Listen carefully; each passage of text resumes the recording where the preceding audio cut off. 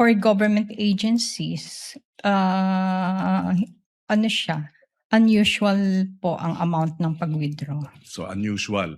Yes, At sir. unusual dahil ano ang usual na masasabing transaksyon for government agencies?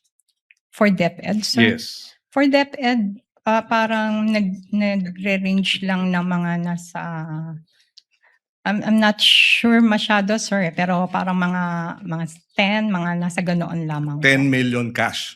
Yes, sir. Okay, so yung 37 is almost 4 times more than the usual. Yes, sir. And other government agencies, ganun din ba? 10 million o mas mababa?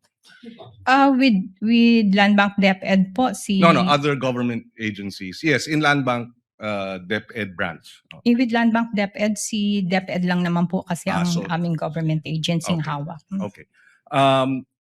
Yung 37 million, ilang years ka na sa...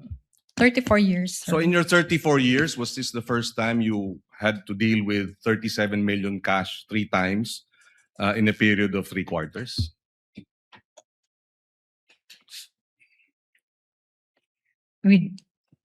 With other government No, agencies? with the DepEd. With the DepEd, no, sir. Para ngayon lang po yung time na may encashment na ganun kalaki. So this is the first time for you to experience that kind of cash Yes. transaction. Yes, Your Honor. Okay.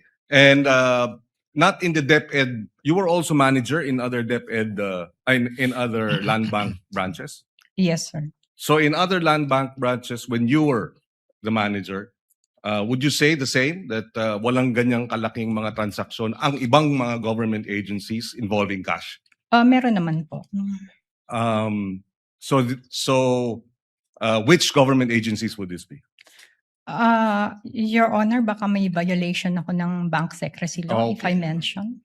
Well, hindi siguro, pero hindi mo naman babanggitin yung amounts at yung bank account number, just the agency. And I'm not asking for a specific amount, just which agencies may have transacted in huge amounts.